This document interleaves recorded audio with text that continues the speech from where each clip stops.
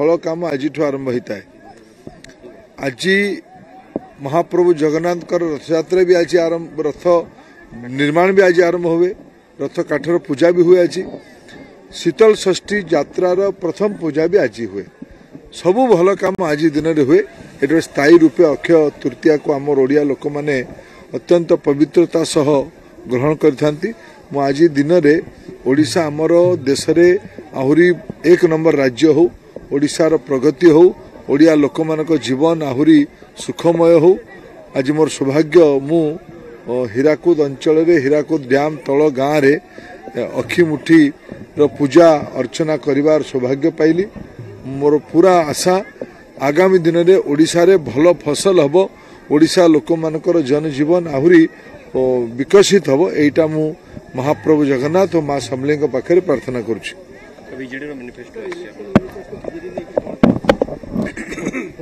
देखो एटा मु किछि किछि अंश आज खबर कागज रे पढ़िबार अवसर पाइली। एतिरे कोनोसी नूतनत्व नहीं।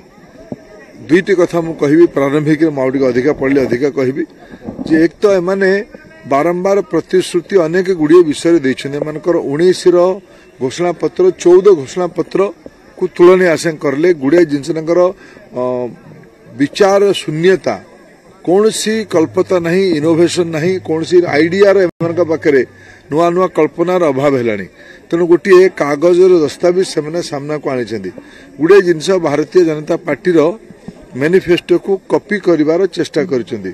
मते लगुच कौन नूतन तो नहीं, यार किसी बहुत माने समाज भितर चर्चा भी हम ना, यहाँ मोर अनुमान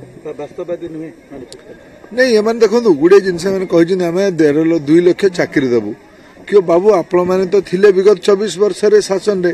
एबे आज दिन अपन ओडिशा विधानसभा रे 2024 जनवरी फेब्रुआरी उत्तर देइछिंदी जे लक्षे पोस्ट खाली अछि सरकारी पोस्ट।